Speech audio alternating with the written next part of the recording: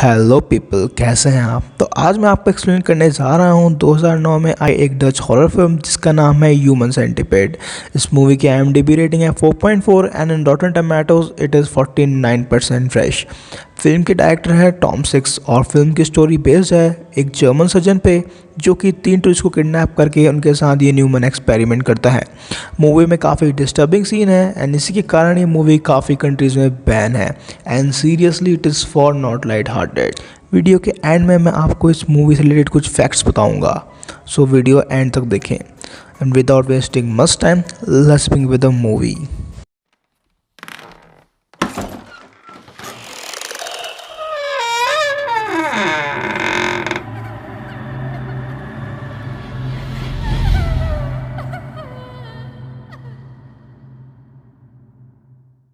सो movie start होती है और हमें कार में एक आदमी दिखाया जाता है जिसका नाम होता है डॉक्टर जोसेफ हाइटर। डॉक्टर अपनी कार में बैठा एक फ़ोटोग्राफ देख रहा होता है जिसमें 3 डॉग्स एक के पीछे एक खड़े होते हैं। तभी एक ट्रक आता है और उसकी कार के पीछे रुक जाता है।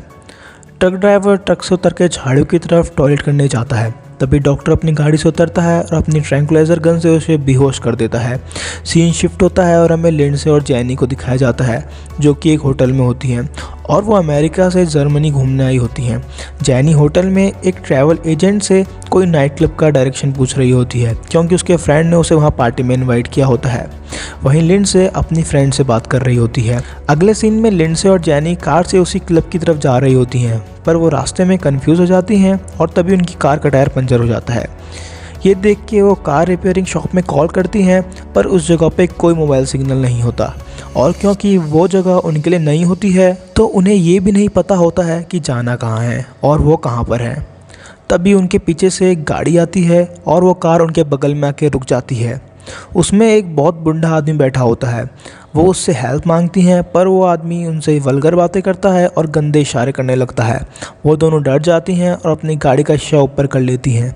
थोड़ी देर बाद वो आदमी वहाँ से चले जाता है तो वो दोनों डिसाइड करती हैं कि वो हेल्प के लिए कार से बाहर जाएंगी पर उन्हें वहाँ कोई नहीं मिलता। वो वापस कार में जाने की सोचती हैं लेकिन वो रास्ता भूल जाती हैं और आपस में लड़ने लगती हैं। तभी उनको वहाँ पे घर मिलता है। वो जाके उस घर की बेल बजाती हैं और हमें पता लगता है कि वो घर डॉक्टर जोसेफ हाइटर का ही है। वो दरवाज़ा खोलता है। जैनी और लिंडसे उसे बताती हैं कि उनकी कार का टायर पंक्चर हो गया है और उन्हें कार मैकेनिक को कॉल करने के लिए फ़ोन चाहिए। डॉक्टर उन्हें अकेला देखता है और अंदर बुला लेता है।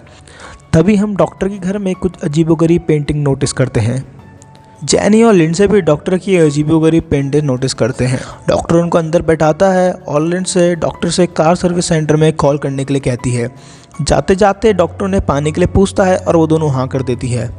किचन में डॉक्टर दोनों को पानी में कुछ मिला देता है जो ऑब्वियसली बेहोश करने वाली दवा थी और कार सर्विस सेंटर में कॉल करने की एक्टिंग करता है ताकि बाहर लिंडसे और जैनी को लगे कि वो सही में उन्हें कॉल कर रहा है और ऐसा होता भी है। दोनों लड़कियों को लगता है कि डॉक्टर सच में कार मैकेनिक को कॉल कर रहा है। डॉक्टर बाहर आके दोनों को पानी देता है और कहता है कि कार रिपेयर वाले आधे घंटे में आएंगे।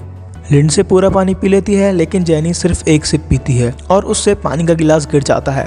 इस पे डॉक्टर बहुत गुस्सा हो जाता है और उस पर चिल्लाने लगता है। इसके बाद वो गिरा हुआ पानी साफ करने के लिए अंदर से टॉवल लाने के लिए चले जाता है। डॉक्टर के इस बिहेवियर से दोनों लड़कियाँ काफ़ी शॉक हो जाती हैं। वो बेसमेंट जाता है और अपने लैब से एक इंजेक्शन ले आता है और उसकी लैब में हम एक आदमी को बेड से बंधा हुआ देखते हैं। वहीं दूसरी तरफ दवाई वाले पानी पीने से लिंडसे बेहोश होने लगती है। डॉक्टर टावल लेके जैनी को दे देता है। तब जैनी उसे कार रिपेयर वाले को एक और कॉल करने के लिए कहती है पर इस बार डॉक्टर सीधा मना कर देता है। लिंडसे बेहोश होने लगती है और डॉक्टर उसे बताता है कि उसने उसे रॉयफेनॉल नाम का ड्रग दिया है। क्योंकि थोड़ा पानी जैनी ने भी पिया होता है तो उस पर भी इस ड्रग का असर होने लगता है। जैनी भागने की कोशिश करती है पर डॉक्टर उसे वो इंजेक्शन लगा देता है।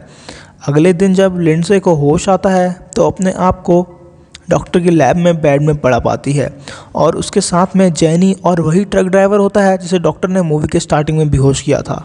वो सब मदद के लिए चिल्लाते हैं। तभी डॉक्टर वहाँ आता है और उस ट्रक ड्राइवर से कहता है कि तुम मैच नहीं करते इसलिए तुम्हें मारना पड़ेगा और फिर एक इंजेक्शन ला के उसकी ड्रिप में लगा देता है जिससे उसकी तड़प के मौत हो जाती है। उसके बाद डॉक्टर उस ट्रक ड्राइवर की बॉडी अपने बैकयार्ड में दफन कर देता है। सीन शिफ्ट होता है और हमें डॉक्टर एक जापानीज आदमी को बेहोशी की हालत में कार से अंदर लाते हुए दिखता है और उसे भी जैनी और लिंडसे बगल में बांध देता है। इसके बाद डॉक्टर अपना कोट पहन के अंदर आता है और फिर हमें पता लगता है कि असल में वो इनके साथ क्या करना चाहता है। डॉक्टर एक प्रोजेक्टर ऑन करता है और उन सबको एक प्रेजेंटेशन चला के अपना इंट्रोडक्शन देता है। वो अपना नाम डॉक्टर जोसेफ हाइटर बताता है और कहता है कि वो एक रिटायर्ड सर्जन है जो कि सायामीज ट्विन को सेपरेट करता है। साइमिस ट्विन मतलब जो बच्चे बाई बर्थ जुड़े होते हैं वो उनको अलग करने के लिए जाना जाता था। 6 महीने पहले उसने अपने 3 रॉटवीलर डॉग्स को भी आपस में जोड़ा था, जो कि उस पिक को इंडिकेट करते हैं जो मूवी के स्टार्टिंग में उसके हाथ में दिखाई गई थी। वो कहता है कि उन तीनों के टिश्यू मैच करते हैं, इसीलिए वो उनके साथ भी यही करने वाला है। वो उन्हें बताता है कि वो उनके घुटने का लिगामेंट हटा देगा ताकि वो खड़े ना हो पाए। फिर उसके बाद वो सब्जेक्ट बी एंड सी के टीथ और जॉ निकाल देगा और सब्जेक्ट सी का मुंह बी के एन एस से और बी का फेस ए के एन एस से लगा देगा, जो कि हमें इस डायग्राम से साफ पता लगता है। डॉक्टर इसको साइमिस ट्रिपलेट का नाम देता है। वो कहता है कि इसका गैस्ट्रिक सिस्टम कनेक्ट रहेगा, मतलब सब्जेक्ट ए जो खाना खाएगा तो उसका वेस्ट मटेरियल सब्जेक्ट बी के होते हुए सब्जेक्ट सी से बाहर निकलेगा और ये सच में बहुत क्रीपी और इनह्यूमन होता है। वो अपने इस एक्सपेरिमेंट को द ह्यूमन सेंटीपीड नाम देता है। ये सुन के वो सब चिल्लाने लगते हैं और डॉक्टर जोसेफ उस जापानीज आदमी और जैनी को एनेस्थीसिया देके बेहोश कर देता है। पर इतने में लिंडसे अपने मुंह से कफ्स खोल के वहाँ से भागने लगती है, लेकिन उसके हाथ में ड्रिप फिट होती है जिसकी वजह से उसकी स्किन खिंच जाती है और बहुत ब्लड निकलने लगता है। पर जैसे तैसे करके वो वहाँ से भाग जाती है और डॉक्टर उसका पीछे करने लगता है। वो मेन डोर की तरफ भागती है पर डॉक्टर ने वो लॉक किया होता है। तभी वो एक दूसरे रूम में घुस जाती है और डोर अंदर से बंद कर देती है। उसके हाथ से बहुत खून बह रहा होता है, लेकिन डॉक्टर उस कमरे का शीशा तोड़ के अंदर आ जाता है।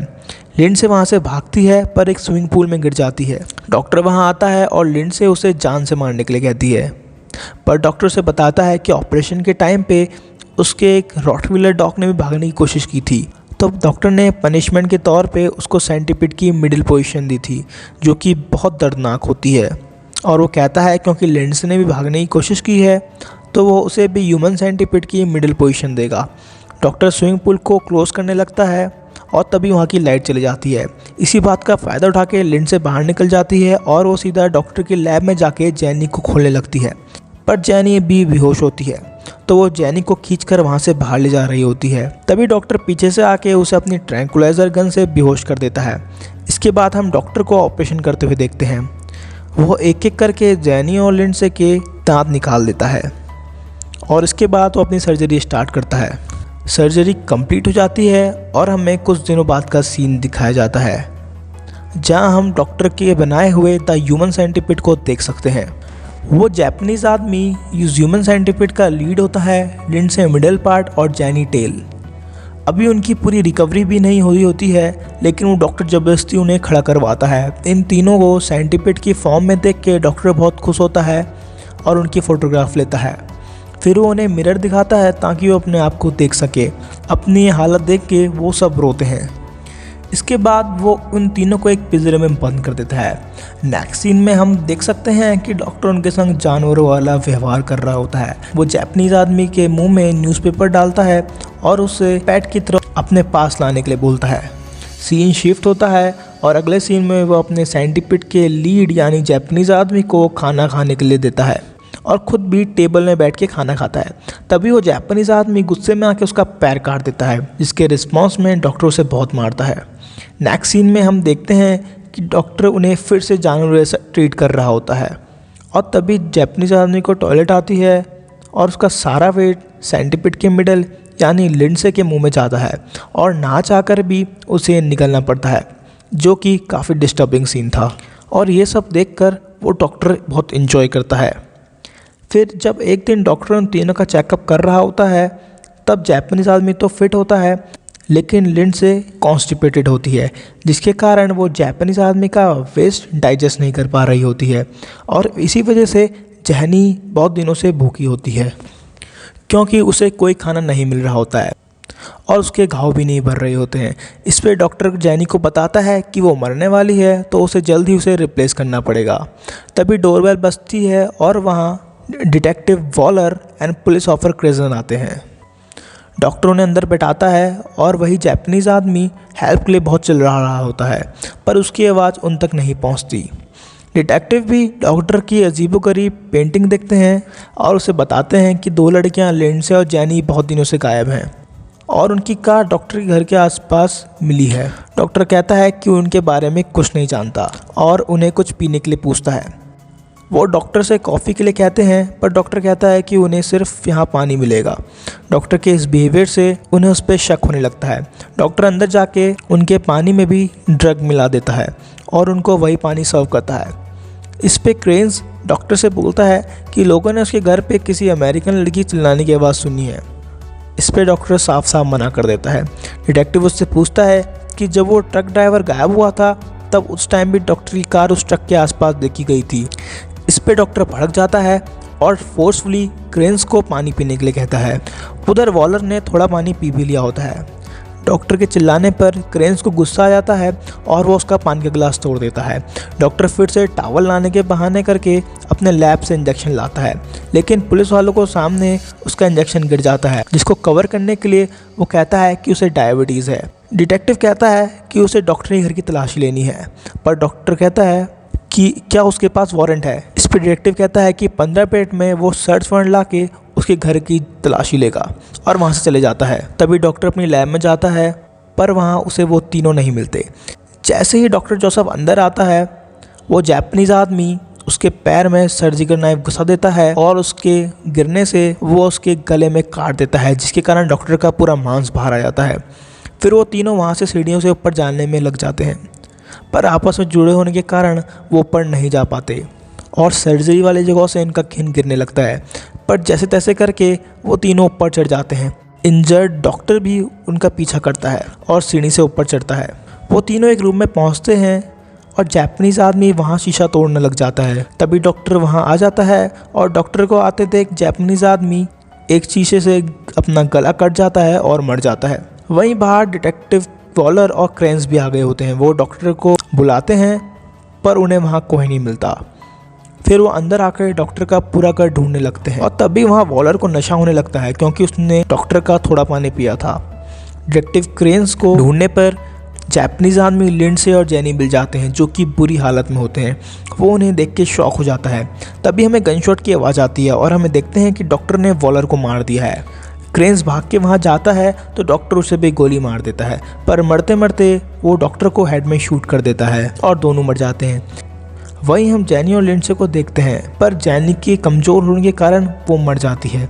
Now Lindsay was all alone. तो फ्रेंड्स, यहाँ पे मूवी ख़त्म हो जाती है। अब हम डिस्कस करते हैं इसके कुछ फैक्ट्स। फिल्म के डायरेक्टर टॉम सिक्स ने बताया था कि इस मूवी का कंसेप्ट उनके दिमाग में तब आया जब वो अपने फ्रेंड्स के साथ बैठे ये डिस्कस कर रहे थे कि चाइल्ड मोलेस्टर्स के साथ क्या करना चाहिए।